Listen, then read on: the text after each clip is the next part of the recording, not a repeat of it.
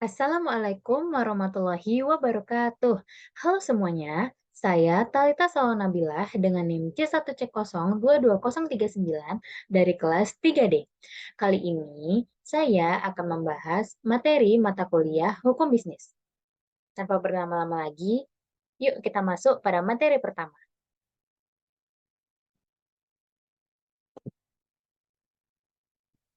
Nah, teman-teman, materi pertama ini membahas tentang merger, konsolidasi, akuisisi, dan kepailitan. Untuk pokok pembahasannya sendiri ada terbagi menjadi dua bagian. Bagian pertama dimulai dari tujuan merger, konsolidasian, akuisisi, dan pemisahan. Selanjutnya akan dibahas pengertian merger, konsolidasian, akuisisi, dan pemisahan. Kemudian kelebihan dan kekurangan merger, konsolidasian, akuisisi, dan pemisahan. Untuk bagian kedua dimulai dari sejarah kepailitan, kemudian beberapa pengertian, selanjutnya akibat dijatuhkannya pilot, kemudian golongan orang berpiutang, selanjutnya pengurusan harta pilot, kemudian keadaan hukum debitur setelah berakhirnya pemberesan, dan penundaan kewajiban pembayaran utang, serta pengadilan niaga. Nah, kita masuk pada pokok pembahasan yang pertama, sekali yaitu tujuan merger, konsolidasian, akuisisi, dan pemisahan. Terdapat 8 tujuannya nih. Yang pertama, membeli produk lain atau lines untuk melengkapi produk lain dari perusahaan yang akan mengambil alih atau menghilangkan ketergantungan perusahaan tersebut pada produk lain atau service lain yang ada saat ini. Yang kedua, memperoleh akses teknologi baru atau yang lebih canggih. Yang ketiga, memperoleh pasar atau pelanggan baru dari perusahaan yang jadi objek MKA. Yang keempat, memperoleh hak-hak pemasaran atau produksi dari perusahaan objek MKA. Yang kelima, memperoleh kepastian atas pasokan bahan baku dengan kualitas baik selama dipasok perusahaan MKA. Yang keenam, melakukan investasi atas keuangan perusahaan yang berlebihan dan tidak terpakai. Yang ketujuh, mengurangi dan menghambat persaingan. Yang terakhir, mempertahankan kontinuitas bisnis. Nah, selanjutnya kita masuk pada pengertian merger, konsolidasian, akuisisi, dan pemisahan. Merger. Merger atau penggabungan usaha adalah penggabungan dari dua atau lebih perusahaan dengan cara tetap melindungi berdirinya suatu perusahaan dan melikuidasi perusahaan-perusahaan yang lain. Konsolidasi. Konsolidasi atau peleburan usaha adalah penggabungan dari dua perusahaan atau lebih dengan cara mendirikan perusahaan baru dan melikuidasi perusahaan-perusahaan yang ada. Akuisisi. Akuisisi adalah pengambil alihan kepemilikan suatu perusahaan. Pemisahan. Pemisahan adalah perbuatan hukum yang dilakukan oleh perseroan untuk memisahkan usaha yang mengakibatkan seluruh aktiva dan pasifa perseroan beralih karena hukum kepada dua perusahaan perseroan atau lebih sebagai aktiva dan pasifa dua atau lebih perseroan. Kita masuk pada materi tentang kelebihan dan kekurangan merger, konsolidasian, akuisisi, dan pemisahan. Nah, ini bisa kita jabarkan dalam bentuk suatu tabel ya. Jadi yang tabel sebelah kiri ini adalah kelebihannya dan yang kanan ini ada kekurangannya. Yang pertama kita bahas kelebihan dan kekurangan dari merger. Kelebihan dari merger yang pertama adalah memakai nama perusahaan pengambil alih. Kedua, biaya lebih kecil. Ketiga, tidak memerlukan surat izin usaha baru. Sedangkan kekurangannya yaitu menimbulkan polemik baru. Untuk konsolidasi, kelebihannya yang pertama adalah memakai nama perusahaan baru. Kedua, menghilangkan polemik dari masing-masing perusahaan. Sedangkan kekurangannya berbiaya lebih mahal dan diperlukan surat izin usaha yang baru. Untuk akuisisi, kelebihannya yang pertama yaitu masih memakai nama lama. Kedua, tidak memerlukan surat izin usaha baru. Sedangkan kekurangannya, yang pertama yaitu kurang efisien, yang kedua, mudah terjadi duplikasi atau pemborosan, yang ketiga, kepemilikan perusahaan berubah. Adapun pemisahan. Kelebihan yang pertama yaitu masih memakai nama lama dan baru. Kedua, tidak atau perlu surat izin usaha baru. Ketiga, tidak perlu program rasionalisasi. Sedangkan kekurangannya juga ada tiga. Yang pertama, tidak memakai nama lama. Yang kedua, perlu surat izin usaha baru. Yang ketiga, perlu program rasionalisasi.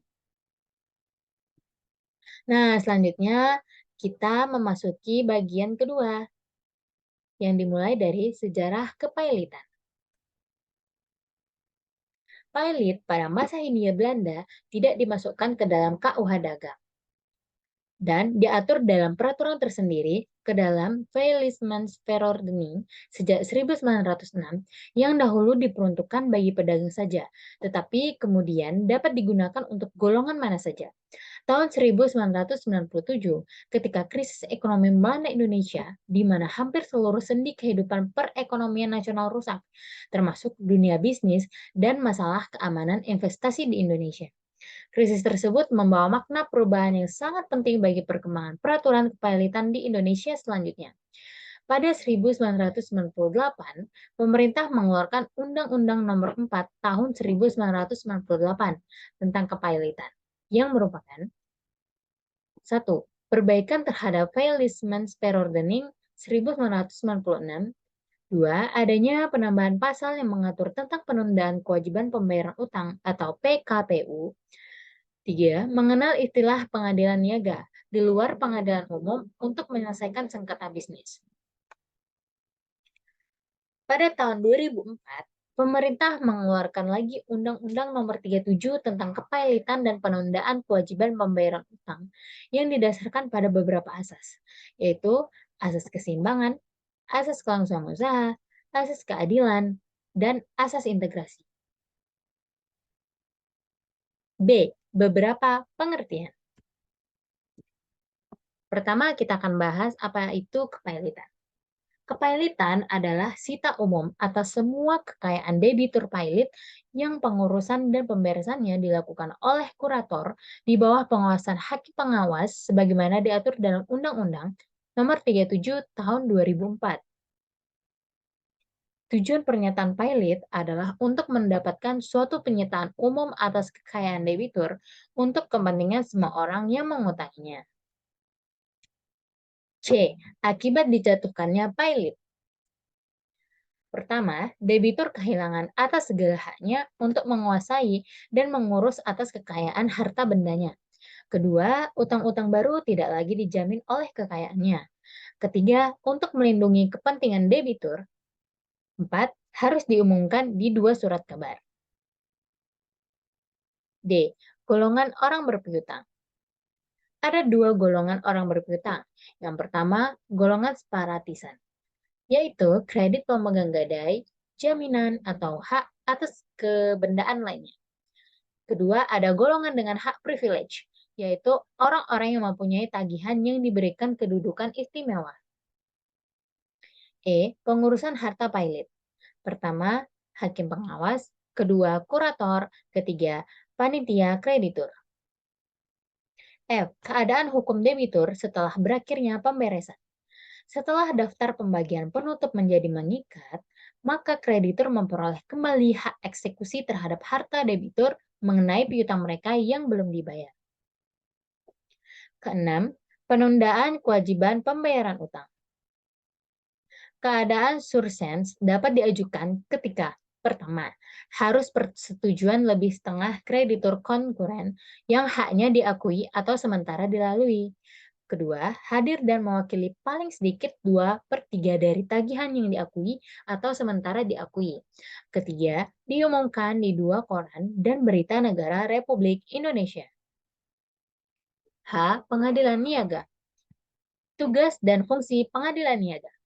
Pertama, memeriksa dan memutuskan permohonan pernyataan pailit dan penundaan kewajiban pembayaran utang. Kedua, berwenang memeriksa dan memutuskan perkara lain di bidang perniagaan. Ketiga, prosedur yang diterapkan lebih cepat dalam hal pertama, perkara selesai dalam 30 hari.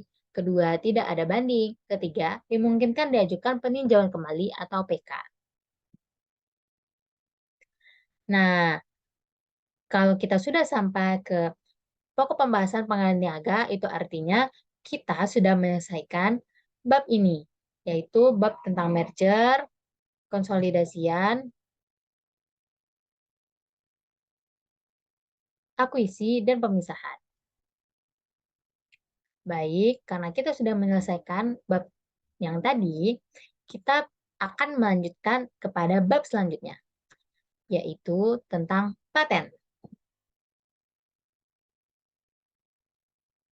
Adapun pokok pembahasan dari materi bab paten ini, yang pertama ada ruang lingkup paten, permohonan paten, pengalihan dan lisensi paten, pembatalan paten, paten sederhana, PCT, dan TRIPS.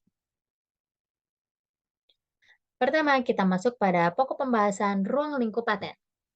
Pengertian paten menurut UU Nomor 14 Tahun 2001 adalah hak eksekutif yang diberikan negara kepada penemu di bidang teknologi selama waktu tertentu, melaksanakan sendiri investasinya, atau memberikan persetujuan kepada orang lain untuk melaksanakannya. Dalam hal ini, pemegang paten adalah penemu sebagai pemilik paten. Pendaftaran paten adalah wajib bagi investor. Perlindungan hukum baru diberikan negara kepada investor apabila pendaftaran paten tersebut telah dilaksanakan. 1. Penemu paten atau investor. Menurut UU Paten Nomor 14 Tahun 2001, bisa penemu perorangan atau badan hukum. Di sini khusus untuk badan hukum. Tidak dianggap sebagai penemu paten, tetapi hanya pemegang hak patennya saja.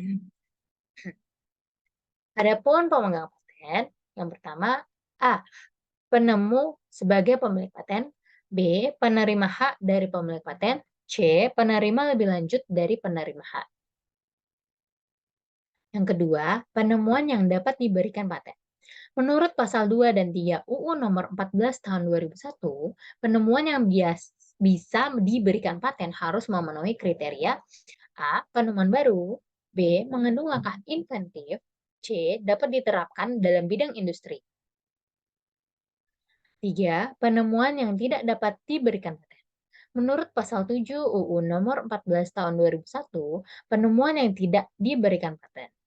A. Proses atau hasil produksi yang bertentangan dengan Undang-Undang Ketertiban Umum, Agama, atau Kesusilaan. B. Metode pemeriksaan, perawatan, pengobatan, dan pembedahan. C. Teori metode bidang ilmu pengetahuan atau semua makhluk hidup kecuali jasad training. D. Proses biologis yang esensial, kecuali proses non-biologis atau proses mikrobiologis. Keempat, penemuan tidak dianggap telah ditemukan. Menurut pasal UU Nomor 14 Tahun 2001, penemuan yang tidak dianggap telah diumumkan jika 6 bulan sebelum permintaan paten diajukan. A. Penemuan tersebut dipertunjukkan dalam suatu pameran internasional di Indonesia atau di luar negeri yang resmi. B. Diakui secara resmi. C. Dalam suatu pameran nasional di Indonesia yang resmi atau diakui sebagai resmi. D. Penemuan dalam rangka percobaan dengan tujuan penelitian dan pengembangan. 5. Jangka waktu paten. Menurut ketentuan UU Nomor 14 Tahun 2001, jangka waktu berlakunya suatu paten yaitu A. Paten diberikan untuk jangka waktu 20 tahun sejak tanggal penerimaan dan tidak dapat diperpanjang lagi. B. Untuk paten sederhana, jangka waktu adalah 10 tahun sejak tanggal penerimaan dan tidak dapat diperpanjang lagi. Kita masuk pada pokok pembahasan permohonan paten. Permohonan paten diatur dalam pasal 20 sampai dengan 41 UU Nomor 14 Tahun 2001. Kita masuk lagi pada pokok pembahasan C, pengalihan dan lisensi paten. Di Indonesia, paten wajib melaksanakan. Namun, tetap diberikan pengecualian jika pelaksanaan paten tersebut secara ekonomi hanya layak bila dibuat dengan skala regional yang disetujui Direktorat Jenderal Paten, Departemen Hukum dan HAM. Pasal 66 sampai dengan pasal 87 Undang-Undang Nomor 14 Tahun 2001 mengatur tentang pengalihan dan lisensi paten. Pokok pembahasan D yaitu pembatalan paten. Pembatalan paten diatur dalam pasal 88 sampai dengan pasal 98 Undang-Undang Nomor 14 Tahun 2001. Kita masuk pada pokok pembahasan E, paten sederhana. Badan sederhana diatur dalam pasal 104 sampai dengan pasal 109 UU nomor 14 tahun 2001 yang dapat diberikan paten sederhana. 1. Hanya untuk investasi. 2. Investasi berupa produk kasat mata yang memiliki kualitas sederhana. 3. Permohonan pemeriksaan substantif. 4. Paten sederhana tidak dapat dimintakan lisensi wajib. Pokok pembahasan F, PCT dan TER IPS. Patent Cooperation Treaty atau PCT adalah traktat internasional kerjasama paten yang bertujuan untuk melaksanakan kemajuan ilmu pengetahuan dan teknologi, perlindungan hukum terhadap setiap investasi. Nah, diakhiri dengan pokok pembahasan F ini, maka berakhirlah bab tentang paten. Nah, karena bab paten ini sudah berakhir, maka kita bisa lanjut kepada bab selanjutnya, yaitu tentang merek dan indikasi geografis. Pokok pembahasan pertama yaitu A. Ruang lingkup merek. Merek atau mark dalam bahasa Belanda atau brand dalam bahasa Inggris diatur dalam UU Nomor 15 Tahun 2001 yang merupakan perbaikan dan penyempurnaan dari UU Nomor 14 Tahun 1997 dan UU Nomor 19 Tahun 1992. Penyempurnaan dari undang-undang sebelumnya yang menonjol antara lain menyangkut proses penyelesaian permohonan berkenaan dengan hak prioritas perlindungan terhadap merek dagang dan merek jasa dan perlindungan terhadap indikasi geografis selain perlindungan terhadap indikasi asal. Selanjutnya, mengingat merek merupakan bagian dari kegiatan perekonomian atau bisnis penyelesaian sengketa merek, merek pun memerlukan peradilan khusus, yaitu peradilan niaga. Sejak Indonesia meratifikasikan perjanjian WTO dan TRIPS yang merupakan lampirannya Indonesia, harus tunduk kepada aturan yang bersifat global tersebut. UU Nomor 15 Tahun 2001 merupakan bagian dari penyempurnaan itu, ditambah dengan Keputusan Presiden Nomor 17 Tahun 1997. Indonesia telah mensahkan Mark Law Trade atau TLT yang merupakan perjanjian internasional menyangkut penyederhanaan dan pengharmonisan prosedur administrasi dalam kaitannya dengan aplikasi nasional dan perlindungan merek. 1. Pengertian merek. Beberapa pengertian menurut pasal 1 UU Nomor 15 Tahun 2001. A. Merek. B. Merek dagang. C. Merek jasa. D. Merek kolektif. Kedua, hak merek. Hak merek adalah hak eksklusif yang diberikan negara kepada pemilik merek yang terdaftar dalam daftar umum merek untuk jangka waktu tertentu. Memakai sendiri merek tersebut atau memberi izin kepada seseorang atau beberapa orang secara bersama-sama atau badan hukum untuk menggunakannya. B. Permohonan pendaftaran merek. Penolakan permohonan pendaftaran merek menurut pasal 5 UU Nomor 15 Tahun 2001, merek tidak dapat didaftar apabila merek-merek tersebut mengandung salah satu unsur. A. Bertentangan dengan peraturan dan perundang-undangan yang berlaku moralitas, agama, kesusilaan, atau ketertiban umum. B. Tidak memiliki daya pembeda. C. Telah menjadi milik umum. D. Merupakan keterangan atau berkaitan dengan barang atau jasa yang dimohonkan pendaftarannya. Penolakan permohonan pendaftaran merek menurut pasal 5 UU Nomor 15 Tahun 2001 merek tidak dapat didaftar apabila merek-merek tersebut mengandung salah satu unsur. A. Memiliki unsur yang bertentangan dengan peraturan dan perundang-undangan yang berlaku moralitas agama, kesusilaan, atau ketertiban umum. B. Tidak memiliki daya pembeda. C. Telah menjadi milik umum. D. Merupakan keterangan atau berkaitan dengan barang atau jasa yang dimohonkan pendaftarannya. 2. Syarat dan tata cara permohonan merek. Syarat dan tata cara permohonan menurut pasal 7 UU Nomor 15 Tahun 2001 yaitu A. Permohonan diajukan dalam bahasa Indonesia. Untuk merek bahasa asing atau di dalamnya terdapat huruf selain huruf Latin, wajib disertai terjemahannya dalam bahasa Indonesia.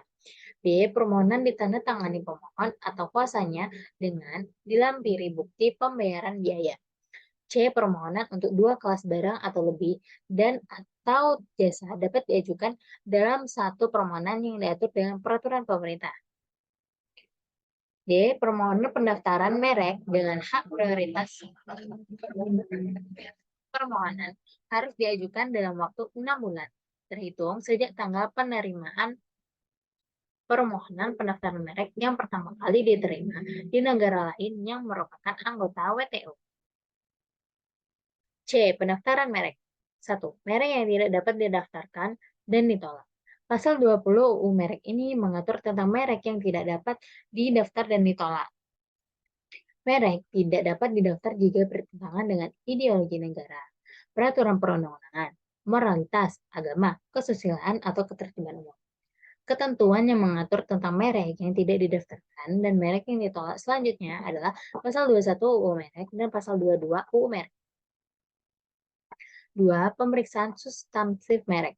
Pemeriksaan substantif merupakan pemeriksaan yang dilakukan oleh pemeriksa terhadap permohonan pendaftaran merek.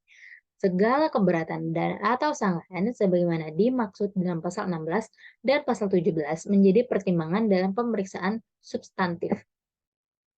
3. Perbaikan sertifikat. Pasal 27 UU merek ini mengatur mengenai perbaikan sertifikat.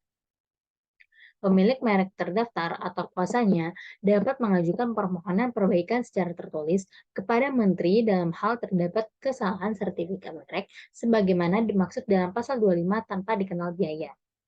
Dalam hal kesalahan sertifikat merek disebabkan oleh kesalahan pemohon dalam mengajukan permohonan pendaftaran merek, perbaikan sertifikat merek dikenai biaya.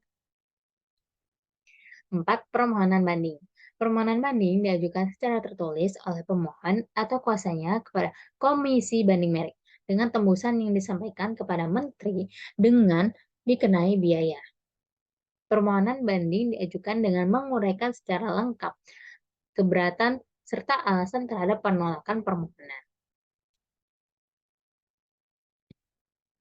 5. Kondisi banding merek. Pasal 33 UU Merek ini mengatur tentang Komisi Banding Merek. Komisi Banding Merek terdiri atas seorang ketua merangkap anggota, seorang wakil ketua merangkap anggota, ahli di bidang merek sebagai anggota, dan pemeriksa senior sebagai anggota. Anggota Komisi Banding Merek berjumlah paling banyak 30 orang. Pasal 34 UU Merek ini menyatakan ketentuan lebih lanjut mengenai syarat dan tata cara pengangkatan anggota. Susunan organisasi tugas dan fungsi Komisi Banding Merek diatur dalam peraturan pemerintah. 6. Jangka waktu perlindungan dan perpanjangan.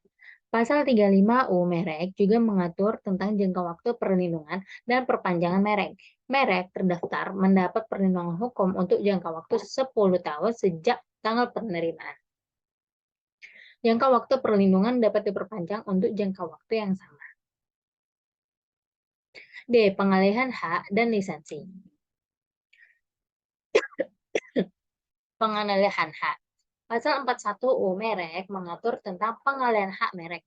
Hak atas merek terdaftar dapat beralih atau dialihkan karena pewarisan, wasiat, wakaf, hibah, perjanjian, atau sebab lain yang dibenarkan oleh peraturan perundang-undangan. Ketentuan yang mengatur lisensi selanjutnya adalah Pasal 43 UU Merek dan Pasal 45 UU Merek. Lisensi. Pasal 42 UU Merek ini mengatur tentang lisensi. Pemilik merek terdaftar dapat memberikan lisensi kepada pihak lain untuk menggunakan merek tersebut, baik sebagian maupun seluruh jenis barang dan atau jasa. Oke, merek kolektif. Pasal 46 UU. Pasal 46 Undang-Undang Merek ini mengatur bahwa permohonan pendaftaran merek sebagai merek kolektif hanya dapat diterima jika dalam permohonan dengan jelas dinyatakan bahwa merek tersebut akan digunakan sebagai merek kolektif. F. Permohonan pendaftaran merek internasional. Pasal 52 UU. Permohonan pendaftaran merek internasional dapat berupa permohonan yang berasal dari Indonesia ditujukan ke Biro Internasional melalui Menteri atau permohonan yang ditujukan ke Indonesia sebagai salah satu negara tujuan yang diterima oleh Menteri dari Biro Internasional. G. Indikasi geografis. Pasal 53 UU Merek ini mengatur tentang indikasi geografis. Indikasi geografis dilindungi setelah indikasi geografis didaftar oleh Menteri. Pemohon merupakan lembaga yang mewakili masyarakat di wilayah geografis yang mengusahakan suatu barang dan produk berupa sumber daya alam, barang kerajinan tangan, atau hasil industri, dan pemohon yang merupakan pemerintah daerah, provinsi, atau kabupaten atau kota. 1. Pendaftaran indikasi geografis. Pasal 56 Undang-Undang Merek mengatur pendaftaran indikasi geografis. Permohonan geografis tidak dapat didaftarkan jika bertentangan dengan ideologi negara, peraturan perundangan, moralitas, agama, kesusilaan, dan ketertiban umum. Pasal 57 UU Merek ini mengatur bahwa terhadap penolakan dapat dimintakan banding kepada Komisi Banding Merek. 2. Pemeriksaan substantif. Pasal 58 UU Merek ini mengatur tentang pemeriksaan substantif.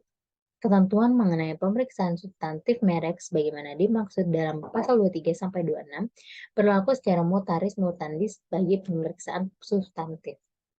3. Jangka waktu perlindungan dan perpanjangan. Pasal 61 UU Merek ini mengatur jangka waktu perlindungan dan perpanjangan.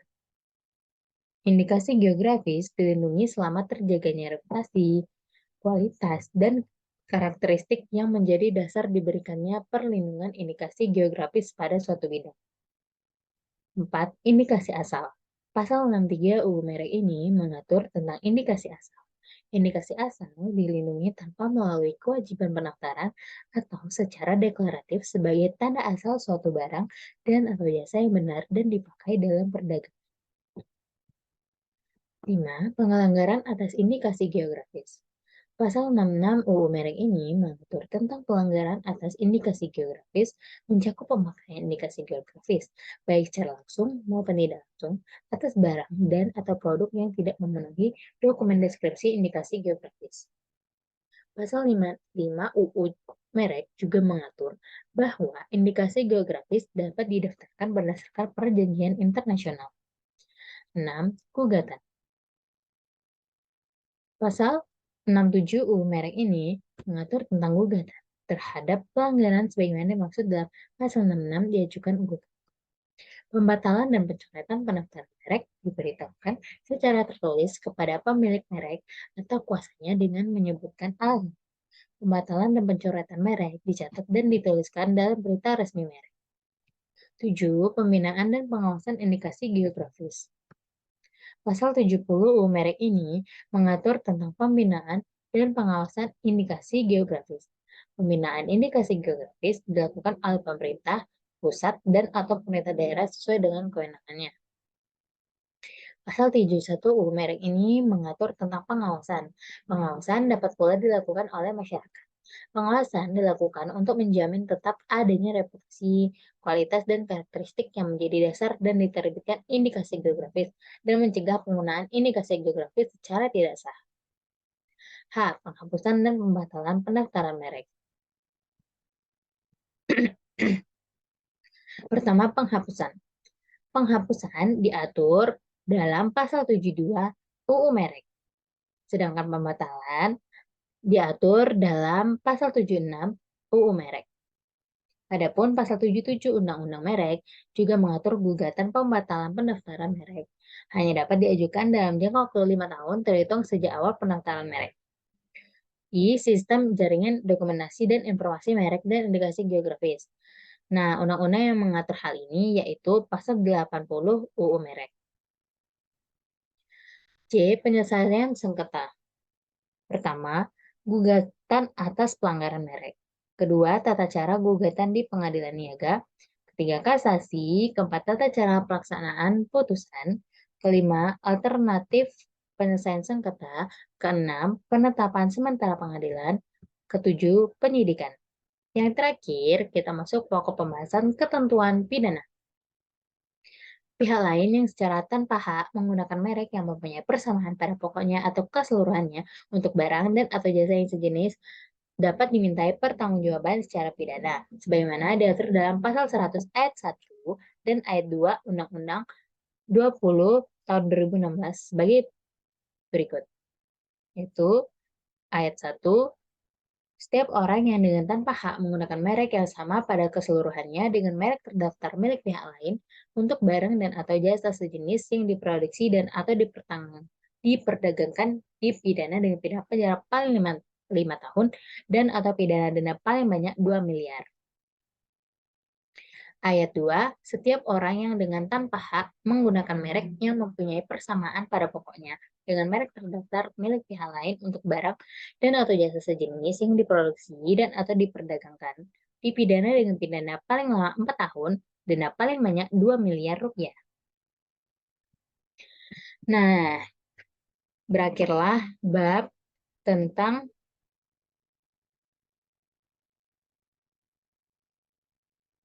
merek dan indikasi geografis. Selanjutnya, kita akan masuk ke bab tentang hak cipta.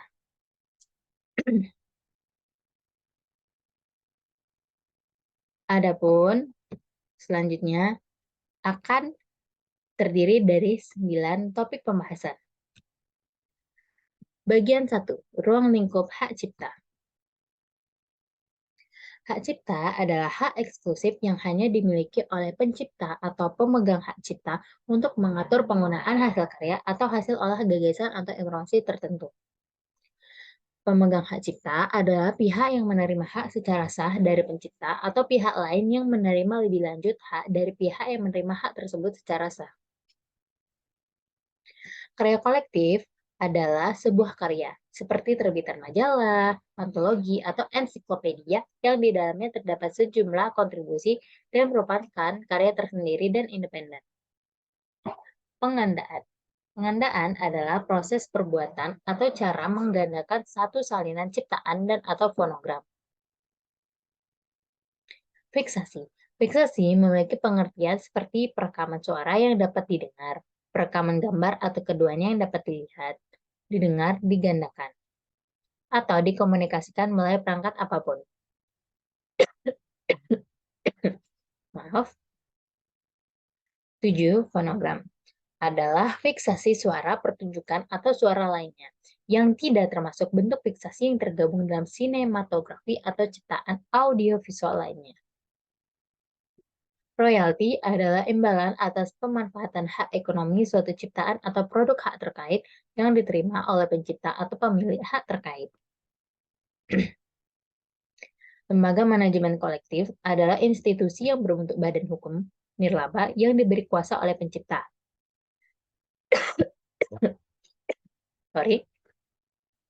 Pemegang hak cipta dan atau pemilik hak terkait.